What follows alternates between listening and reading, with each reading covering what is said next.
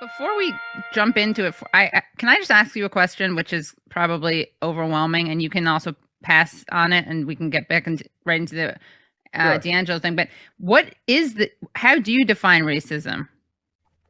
Oh, yeah, that's a question. Well, I think it's fundamentally an ideology, right? I mean, if you want to be literal about it, and as an historian of ideologies, that's kind of what my shtick is. It's like an attitude, or it's a set of attitudes. I sometimes go back and forth on this, right? So the real thing to me, right, is that hierarchical societies, right, of probably any sort, but the ones that we know most intimately are capitalist ones or feudalist ones, whatever. But hierarchical societies don't depend just on force and coercion to stabilize the dominance of the ruling class. They depend on ideologies. And one of the key kinds of ideologies that they depend on is what my friend and colleague at two different places, Roger Smith, initially referred to as ideologies of ascriptive difference. That is, difference based on what you supposedly are instead of what you do.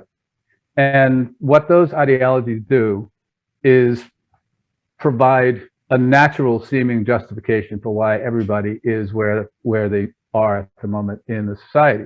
So I tend to think of the genus, right, if I can get Darwinian for a second, as the ideologies of ascriptive difference, and race as a species, along with other species that are part of that or that constitute that genus: gender, sexual orientation, natural origin, right, by country or whatever, and they vary over time as they would have to, right, to serve the needs of the moment, or really to be less functionalist about it, to create the common sense understanding of the moment, right?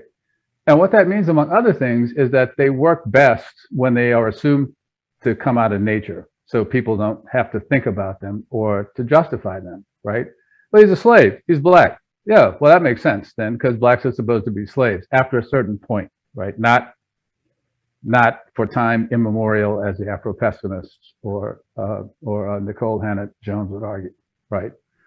So all these notions exist within history. All these ideologies exist within history. One of the interesting things I think that we've experienced over the last half century or so, and there are reasons for this too, we can get into, that racism as a category has expanded, right? The currency of what counts as racism has inflated, like the Deutschmark in the late 1920s, right?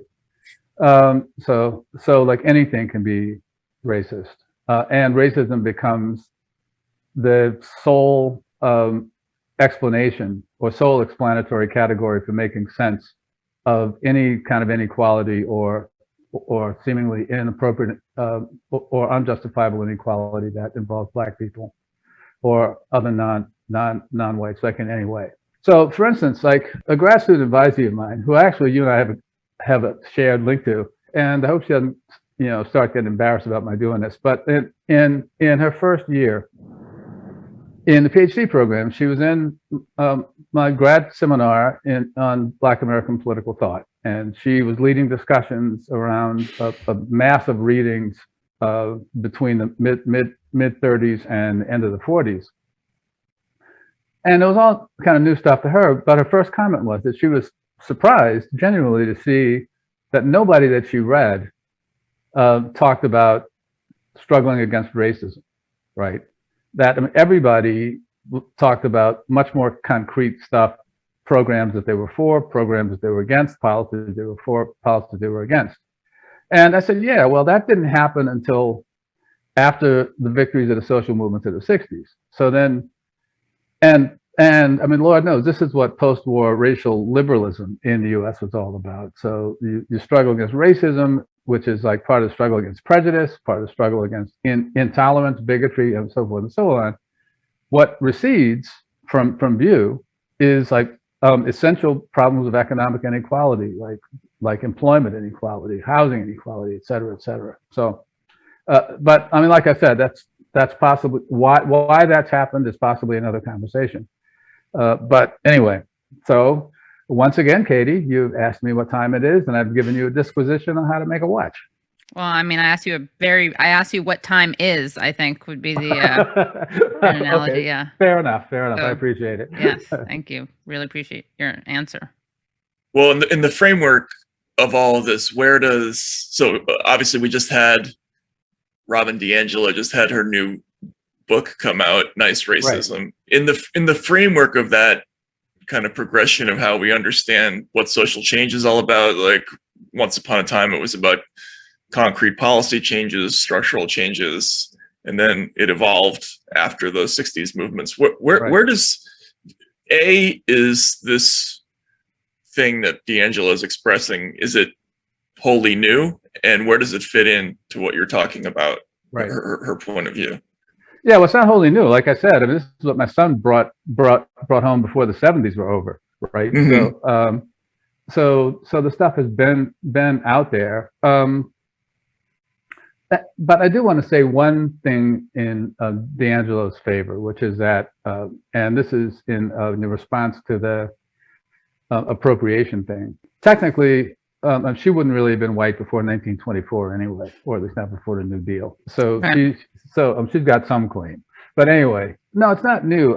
I mean, I think combating racism becomes a convenient alternative to attacking inequality. And I mean, inequality, even like even those inequalities that appear or that manifest themselves as racial disparities, right?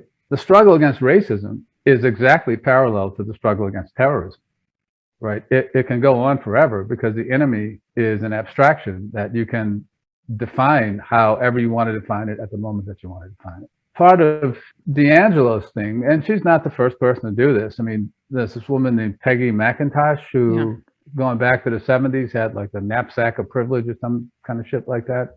And I know people, and there's something interesting here too, but I mean, I know people who have had careers at racial sensitivity trainings. And the people I know, like in my world, the people who came out of the movement, actually came out of anti-Klan politics or like other kind of left politics in the 70s, and they started doing this stuff. It makes sense, like in the same way that, you know, people who were graduate students in the late 60s and the early 70s who were left theory inclined people, you know, got into the Frankfurt School or Althusser, and that became the cornerstone of their academic careers. Well, that's what's happened in the anti-racism or the racial sensitivity training world. And one of the things that's happened over time is that the material incentives, and it's funny, pardon this aside, but it's funny, like how many political economy oriented leftists we encounter who apply critical political economic thinking to every domain in the world outside the movement that they're operating in. Right. But so the material incentives evolved and changed over time. And like some of my friends who have done this work have said to me that they used to do it for community groups, used to do it for unions and so forth and so on.